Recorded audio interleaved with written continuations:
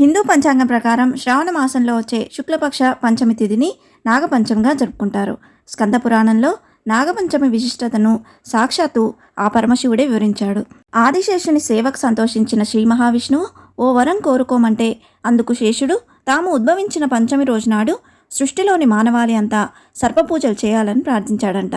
ఆదిశేషుని కోరిక మన్నించిన శ్రీహరి శ్రావణ శుద్ధ పంచమి రోజున సర్పపూజలు చేస్తారని అనుగ్రహం పొందాడంట. త్రేతాయుగంలో లక్ష్మణుడిగా, ద్వాపరయుగంలో బలరాముడిగా ఆదిశేషుడు అవతరించాడు. యమునా నదిలో శ్రీకృష్ణుడు కాళీయ మర్దనం చేసిన రోజునే నాగపంచమిగాను, దీన్నే గరుడ పంచమిగాను జరుపుకుంటారని శాస్త్రాలు పేర్కొనబడ్డాయి. నాగపంచమి రోజున పుట్టకు పూజలు చేసి పాలు పోస్తారు. నాగదేవతలకు నీరు, పాలు, పసుపు, కుంకుమతో అభిషేకం చేస్తారు. పసుపు రంగు దారాలను చేతికి కట్టుకొని నాగదేవత బొమ్మలను తయారు చేసి పూజలు చేస్తారు. ఈ రోజున మట్టి తవ్వడం, చెట్లను నరకడం చేయవద్దని పెద్దలు సూచించారు. ఈ పంచమి రోజు నాగులను పూజించి గోధుమలతో చేసిన పాయసాన్ని నైవేద్యంగా సమర్పిస్తారు. పగలంతా ఉపవాసం ఉండి రాత్రికి ఆహారం తీసుకుంటారు. నాగపంచమి రోజున నాగులను పూజించిన వారికి విషబాధలు ఉండవంట. పవిత్రమైన ఈ రోజున సర్పస్తోత్రాన్ని పారాయణం చేసిన వారికి ఇంద్రియాల వల్ల ఏర్పడే రోగాలు బాధించవు. సంతానం లేని దంపతులు నాగపూజ చేస్తే వంశాభివృద్ధి, కార్యసిద్ధి కలుగుతుందని నమ్మకం. కాలసర్ప, నాగదోషాలు తొలగిపోతాయంట. నాగపంచమిని బ్రహ్మదేవుడు ఆదిశేషుని అనుగ్రహించిన రోజుగా పరిగణిస్తారు. నాగుల చవితి మాదిరిగానే నాగపంచమి నాడు నాగదేవతను పూజించి పుట్టలో పాలు పోస్తారు. సర్ప పూజతో సంతాన ప్రాప్తి, రాహుకేతు దోషాలు తొలగిపోతాయి. నాగపంచమి రోజున శ్రీకాళహస్తీశ్వరునికి అభిషేకం చేసిన వారికి సకల సంపదలు కలిగి రాహుకేతు, కాలసర్ప దోషాలు తొలగిపోతాయని నమ్మకం.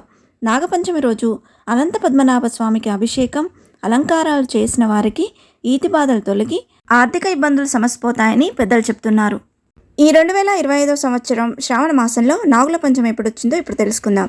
స్వస్తి శ్రీ చాంద్రమాన శ్రీ విశ్వావసునామ సంవత్సరం శ్రావణ మాసం శుక్లపక్షం పంచమి తిథి జూలై 28 సోమవారం రాత్రి 12:05 ప్రారంభమై జూలై 29 మంగళవారం రాత్రి 1:02 ఈ పంచమి తిథి అనేది ముగుస్తుందండి.